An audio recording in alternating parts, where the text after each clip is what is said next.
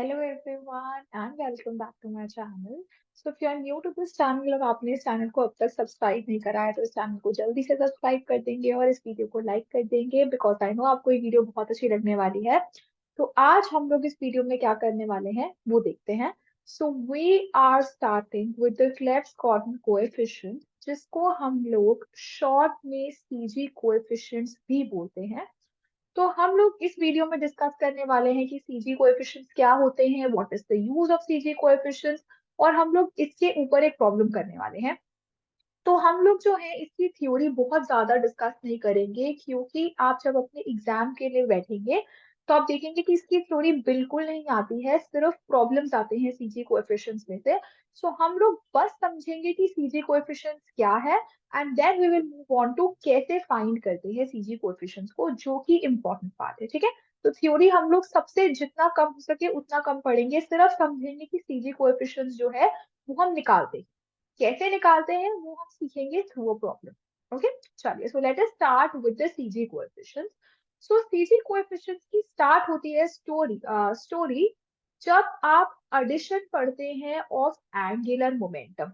जब हम angular momentum को ऐड करते हैं तो यहाँ पर सब बच्चों को पता होगा कि अगर मेरे पास तो एंगुलर मोमेंटा है, आई हैव J1 एंड J2, और मुझे इनको ऐड करना है। So how will I add these two angular momenta? I will add the angular momenta J1 plus J2 and I say that the resultant is J. तो अगर मुझे J1 और J2 को ऐड करना है, so I will get the possible values of my resultant as mod of J1 plus J2 to mod of J1 minus J2. This is how we add to angular momenta, है ना? ऐसे ही add करते हैं angular momenta को। हमें क्या मिलती है? हमें एक रेंज मिलती है of the possible values of the angular momenta. हमें क्या मिलती है? हमें एक रेंज मिलती है of possible values of the angular momentum, of the resultant angular momentum, जब हम दो एंगुलर मोमेंटा को ऐड करते हैं। राइट, यही होता है। चलिए, तो हम लोग एक एग्जाम्पल देख लेते हैं, एक समझ लेते हैं एग्जाम्पल। फॉर एग्जाम्पल आपको J1 गिवन है हाफ एंड J2 आपको गिवन है 3/2, और आपको मुझे इन दोनों एंगुलर मोमेंटा को ऐड करके बताना है what are the possible values of the resultant angular momentum. So J की पॉसिबल वैल्यूज क्या होंगी? It will be 3/2 plus half to 3/2 minus half.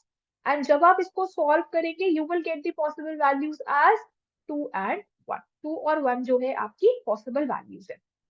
Late us see another example.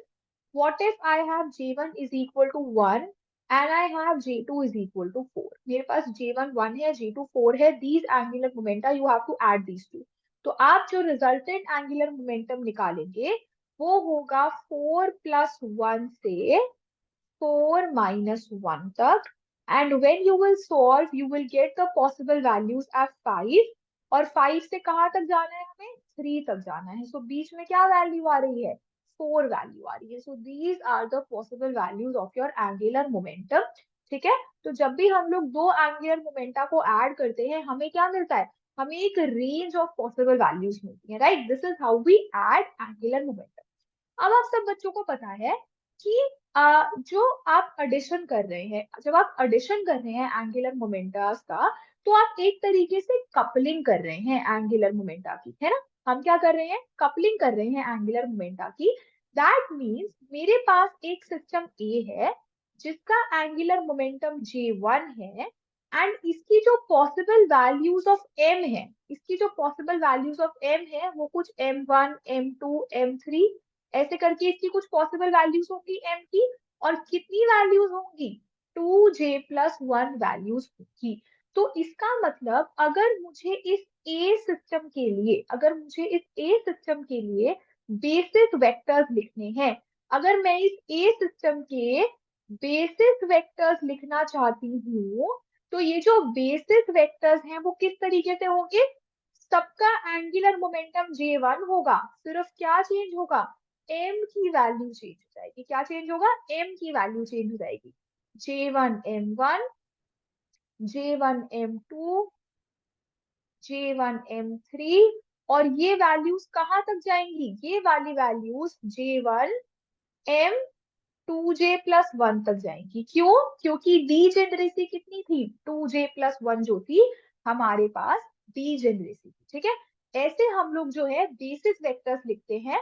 अगर मुझे क्या गिवन है? एंगुलर मोमेंटम गिवन है और मेरे पास उससे एसोसिएटेड स्मॉल m की वैल्यूज है, तो हम लोग बेसिस वेक्टर्स इस तरीके से लिखते हैं, j और m के टर्म्स में लिखते हैं। ठीक है, क्या हो जाएगा?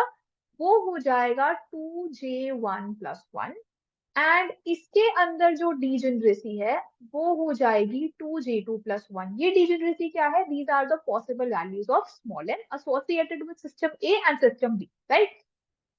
तो हम ए सिस्टम के लिए अगर बेसिस वेक्टर्स लिखेंगे, so those basis vectors will be j1, mj1, j1, mj2 and similarly आप कहां तक जाएंगे? j1, m कौन सी वैल्यूज तक जाएंगे?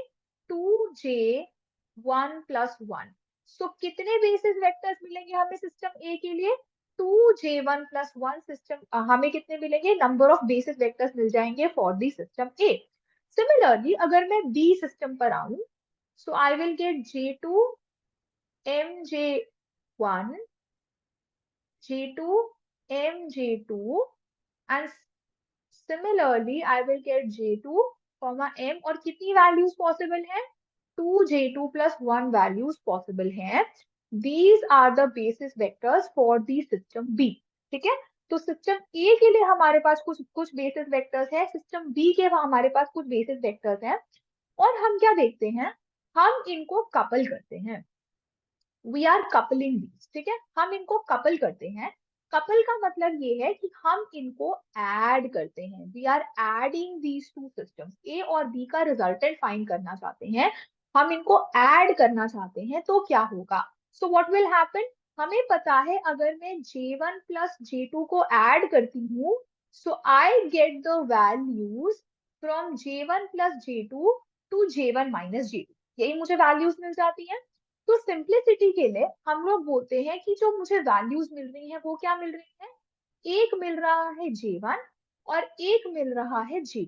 ठीक है, और भी मिल सकती हैं। अभी सिंप्लिसिटी के लिए हमने दो का केस लिया है कि दो वैल्यूज मिल रही हैं, j1 मिल रहा है और j2 मिल रहा है। जो हमने पहले इनिशियल स्टेज ली थी उसके एंगुलर मोमेंटम को हमने स्मॉल j से रिप्रेजेंट करा है और फाइनल को हमने रिप्रेजेंट करा है कैपिटल j से। ठीक है, so this is the difference. ये हमें दिख रहा है, राइट? तो कंफ्यूजन नहीं होनी चाहिए कि स्मॉल जे और कैपिटल जे क्या है। Capital J is the resultant वाला J and small J is the जिसको हम लोग ऐड करते हैं। ठीक है, चलिए, सो J1 और J2 मिल रहा है हमें। J1 के साथ कितने एसोसिएटेड m वैल्यूज है? 2j1+1 एसोसिएटेड m वैल्यूज है। सिमिलरली J2 के साथ कितने एसोसिएटेड वैल्यूज है? सो अब जो हमें ये J1 J2 मिल रहा है, अगर मुझे इनका बेसिस वेक्टर लिखना है, अगर मुझे किसका बेसिस वेक्टर लिखना है? रिजल्टेंट वाले j का बेसिस वेक्टर लिखना है, तो वो हम कैसे लिखेंगे? We will write j1, mj1, j1, mj2 and ये हमें कितने मिलेंगे? ये हमें मिल जाएंगे j1, m 2j1+1। सिमिलरली यहाँ पर हमें मिल जाएगा j2, mj2, j2, mj1, j2 and similarly I will get j2, mj 2j2+1। ठीक है, तो हमारे पास कितने बेसिस वेक्टर्स हैं? इसके कॉरेस्पॉन्डिंग 2j1+1 है, इसके कॉरेस्पॉन्डिंग जो है वो 2j2+1। ठीक है, got it? So this is the case. What we are doing, we have two systems A and B. हम उनको कपल करते हैं और रिजल्टेंट J की वैल्यूज फाइंड करते हैं। अब CG कोएफिशिएंट का क्या रोल है? The role of CG coefficients is that it will give me a relation between the new basis and the old basis. What is the role of CG coefficients? The role of CG coefficients is just that मुझे अपने new basis को, जो हमारे ये नए basis आए हैं, ये जो हमारे पास नए बेसिस आए हैं, अगर मुझे उसको हमारे ओल्ड बेसिस की टर्म्स में लिखना है, तो वो हम कैसे लिखेंगे? वो हम लोग जो है सीजी कोएफिशिएंट से देखते हैं। ठीक है, तो सिंपल क्या है, सिंपल ट्रांसफॉर्मेशन ऑफ बेसिस है, कुछ भी नहीं है सीजी कोएफिशिएंट। सीजी कोएफिशिएंट्स वो कोएफिशिएंट्स हैं जो ओल्ड बेसिस के अंदर बैठे हैं, ओल्ड बेसिस के साथ बैठे हैं। जब मैं न्यू बेसिस को ओल्ड बेसिस की टर्म्स में लिखती हूँ, that is CG coefficient. Okay, कुछ भी नहीं है, दीज आर द कोएफिशिएंट्स जो ओल्ड बेसिस के साथ आएंगे जब मैं न्यू बेसिस को ओल्ड बेसिस की टर्म्स में लिखूं। ठीक है, तो हम जब ऐसे लिखेंगे कि ये हमारा न्यू बेसिस है, so that is equal to C1 कोई old basis plus C2 plus कोई और बेस आइगन वेक्टर एंड, ठीक है। सो ये क्या है, ये ओल्ड आइगन वेक्टर्स हैं, ये हमारे पास ओल्ड आइगन वेक्टर्स हैं। और ये C1 C2 C3 क्या है, ये कोएफिशिएंट्स हैं। और इन कोएफिशिएंट्स को हम लोग क्या बोलते हैं, क्लेब्स गॉर्डन कोएफिशिएंट्स बोलते हैं। ठीक है, इन्हीं को हम लोग सीजी कोएफिशिएंट्स बोलते हैं। फाइन, चलो हम लोग एक क्वेश्चन देखते हैं और वहां से हम लोग समझेंगे कि सीजी कोएफिशिएंट्स निकालना कैसे है। ठीक है, बहुत आसान है, कुछ भी नहीं करना।